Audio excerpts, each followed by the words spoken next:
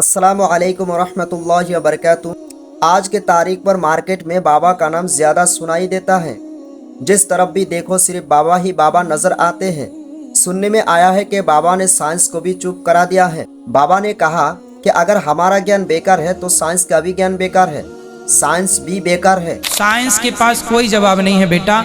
मैं कुछ सवाल दाग दूंगा साइंस को, साइंस चुप हो जाएगा। बाबा यहीं पर चुप नहीं बैठता, यहाँ तक कि बाबा ने गलत इन्फॉर्मेशन देने में बच्चों तक को भी नहीं छोड़ा। सूर्योदय सबसे पहले हमारे भारत में हम आपको बता दें, जब उनसे पूछा जाता है कि आप गलत इन्फॉर्मेशन लोगों को क्यों देते हो तो वो छोटा मोटा गलतियाँ कहकर बात को ख़त्म कर देते हैं। लेकिन सवाल यहाँ ये है कि जब हमारे बच्चे लोग उनके वीडियोस को देखेंगे तो उनको क्या सीखने को मिलेगा। बाबा सिर्फ एक ही रिलीजन में नहीं, अक्सर रिलीजन में बाबा है और बाबा होना भी चाहिए। मैं बाबा की विरोध नहीं करता, मैं उन बाबाओं की विरोध करता हूँ जो गलत इन्फॉर्मेशन लोगों तक पहुँचाता है, लोगों को गलत इन्फॉर्मेशन देता है। आखिर ये बाबा की शुरुआत हुई कहाँ से, किन लोगों ने सबसे पहले ये लफ्ज़ इस्तेमाल किया था। इस वीडियो को आप लोग पॉजिटिव नज़र से देखो, नेगेटिव नज़र से मत देखो, क्योंकि मेरा मकसूद किसी भी रिलीजन को, किसी भी मज़हब को नीचा दिखाना नहीं बल्कि गलत चीज़ों का विरोध करना है और हम सबको गलत चीज़ों का विरोध करना चाहिए। आज इस वीडियो के अंदर पूरे पखंडी बाबा की एक्सप्लेन करने वाला हूँ, हर पखंडी का पर्दाफाश करने वाला हूँ। वीडियो बहुत ही इंटरेस्टिंग होने वाला है।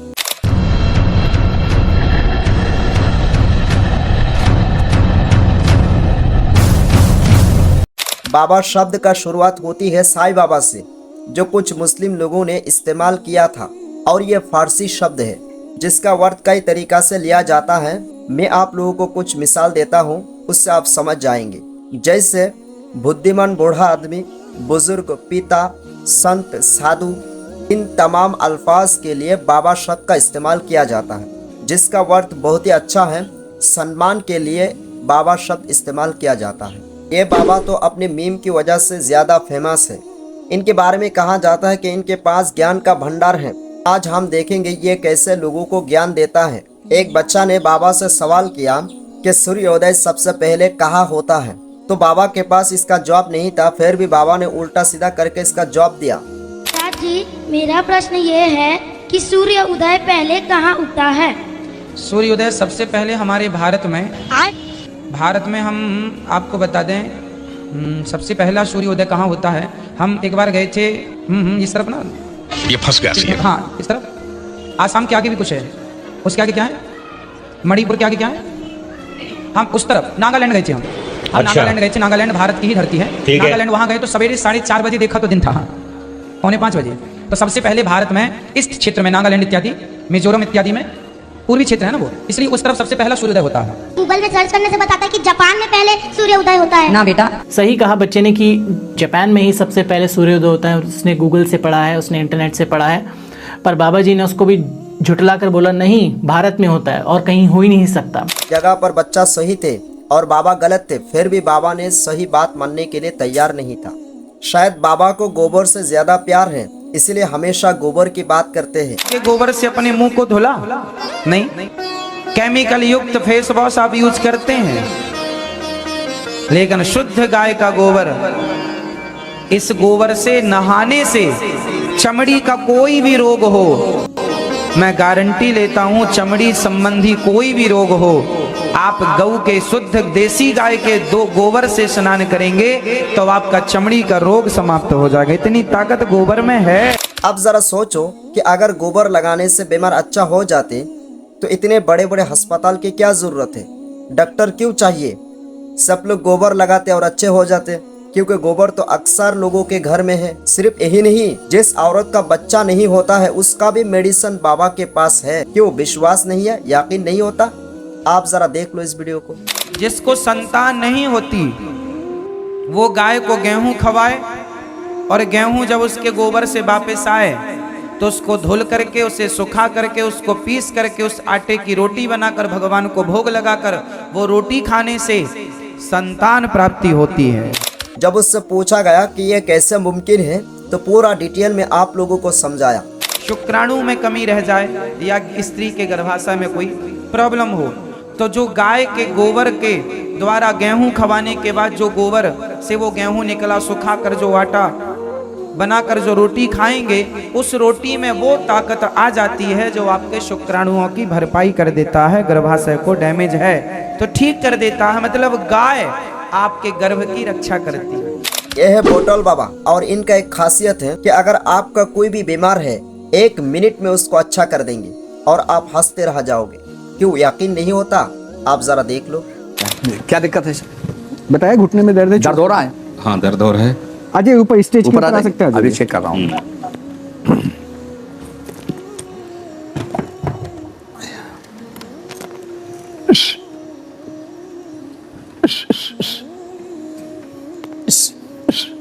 बताएं कहाँ चल के बता। हाँ दर्द का एहसास अभी भी हो रहा है।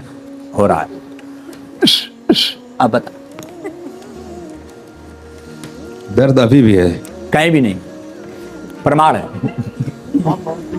कहीं भी दर्द नहीं हो रहा है, ये प्रमाण मैं दे रहा हूँ। बोतल वाला बाबा, दर्द तो मुझे हो रही है, मुझे एहसास हो रही है ना। नहीं सुनिए, ऐसे वीडियो को देखने के बाद हंसने का मन करता है, हंसी आती है। सब पखंडी के अलावा कुछ नहीं है। आप बाबा आप लोगों को मैथ्स पढ़ना सिखाएंगे यूनिक तरीका से, जो आपको भी मालूम नहीं है। तो आप पढ़े लिखे हो? तो बताओ फिर 70 में क्या जोड़े कि 17 हो जाए? 9वीं पढ़ते हो? ये उत्तर तो हमने 6वीं 7वीं में पा लिया था। 70 में क्या जोड़े कि 17 हो जाए? फास्ट। माइनस के 53। अरे माइनस प्लस नहीं लगेगा यार। आपने क्या बोला? माइनस कर दो। माइनस नहीं करना ना। बताओ कैसे होगा?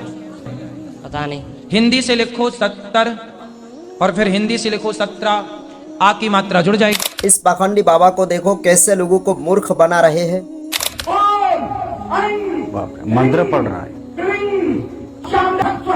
बोले तो एक तरफा ये जादू ही है।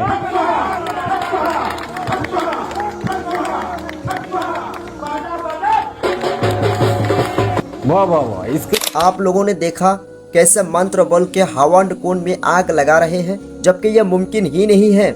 इसमें साइंस का यूज करके कैसे लोगों को मूर्ख बनाया। मंत्र का इस्तेमाल करके हवन कुंड में कैसे आग लगाते हैं, पहले ये सीखते हैं। जैसे कि मान लो हवन कुंड है, बाबा जी क्या करेंगे, ये घी बताएंगे लोगों को कि मैं घी डालूंगा और मंत्र बोलूंगा कुछ ऐसे। मान लो मैं बोल रहा हूँ डुचुक डुचुक ढाए ढाए, कुछ ऐसा उल्टा सीधा, मैं मंत्र नहीं बोलूंगा, ठीक है। लेकिन ऐसे करके घी डालेंगे वो, और फिर मंत्र बोलते जाएंगे जब तक रिएक्शन नहीं हो जाएगी। फिर वो रिएक्शन कंप्लीट हो जाती है, फिर अपने आप आग लग जाएगी। जस्ट वेट करो, थोड़ी देर लगने वाली है। और वो भी केमिकल्स का इस्तेमाल किया है। तो देख रहे हो आप कैसे आग लग गई घी डालने से। घी नहीं है ये, ग्लिसरीन है, ग्लिसरीन। और ये हवन कुंड में आग भी लग चुकी है। देखो क्यों? इसमें कोई मंत्र का यूज नहीं है। इसमें एक्चुअली में एक ट्रिक का यूज है, जो कि मैं आपको अभी बताने वाला हूँ। जैसे कि ये है मेरे हाथ में, देखो पोटेशियम परमैंगनेट, जिसको लाल दवा बोलते हैं, जो कि मेडिकल पे आसानी से मिल जाती है, ठीक है। और इसको डाल के रख दो। नीचे मैंने डाल के रख दिया था पहले से ही, फिर मैं ऊपर से ये डाल रहा हूँ। ऐसे मंत्र पढ़ के भी डाल सकता हूँ मैं इस तरीके से, फिर ये आग अपने आप भड़क जाती है। ऐसे ही करके बाबा हवन कुंड में आग लगाते हैं। इस बाबा का नाम है भागेश्वर धाम। इनका एक खासियत है कि अगले पल आपके साथ क्या होने वाला है और कैंसर जैसे बीमारियों को चेहरा देखकर सॉल्व कर सकते हैं, क्योंकि उसके पास एक तीसरी आंख है। का कहना है कि वो कैंसर जैसी प्रॉब्लम्स भी सॉल्व कर सकते हैं आपके बस चेहरे को देखकर, क्योंकि उनके पास एक तीसरी आंख है। जैसे हमें प्रेरणा लग जाती है कि ऐसा होगा, वो हम लिख देते हैं और इष्ट कृपा से और अपने इष्ट के प्रति आस्था से वो बात सत्य निकलती। लेकिन यहाँ सवाल ये है, अगर वाकई में बाबा ऐसे कर सकते हैं, लोगों को देखकर लोगों की फ्यूचर बता सकते हैं, तो देश में इतने बड़े बड़े एक्सीडेंट हो रहे हैं, कैंसर से लोग मर रहे हैं, तो अब तक उन तमाम चीज़ों को रोकने के प्रयास क्यों नहीं किया गया? उनको रोकने की कोशिश क्यों नहीं किया गया? तो इससे मालूम होता है कि ये सब पखंडी के अलावा कुछ नहीं है, गलत इन्फॉर्मेशन है ये सब। इतने सारे वीडियोस, इतने सारे मीम्स देखने के बाद आपको क्या लगता है? आपके लिए कमेंट बॉक्स खुला है, उसमें आप आपका राय दीजिए। और मेरा राय ये है कि आप लोग उन बाबाओं का अनुसरण करें, उन बाबाओं को मानो जो आपको सही इन्फॉर्मेशन देता हो, सही रास्ता दिखाता हो। उन बाबाओं के नहीं जो गलत इन्फॉर्मेशन आप तक पहुंचाता है, जो गलत इन्फॉर्मेशन आपको देता है। क्योंकि गलत चीज़ों का हम सबको विरोध करना चाहिए, थोड़ा शर्म करना चाहिए। जिसका जवाब नहीं आता है फिर भी उसका जवाब देने की कोशिश करता है, जिसका ज्ञान नहीं है फिर भी वो ज्ञान लोगों को देने की कोशिश करता है। कम से कम ये तो बोलना चाहिए कि जो तुमको नहीं आता है वो बोलो, कि जिसको आता है उससे पूछ ले। उल्टा सीधा बोल देते हो। मैं उम्मीद करता हूँ आप लोगों को वीडियो पसंद आएंगे। और ऐसे वीडियोस को देखने के लिए आप लोग इस चैनल को सब्सक्राइब कर लीजिए ताकि आप लोगों के पास रेगुलर वीडियो पहुंचता रहे। तो मिलते हैं आप लोगों के साथ अगले वीडियो में, तब तक के लिए खुदा हाफिज।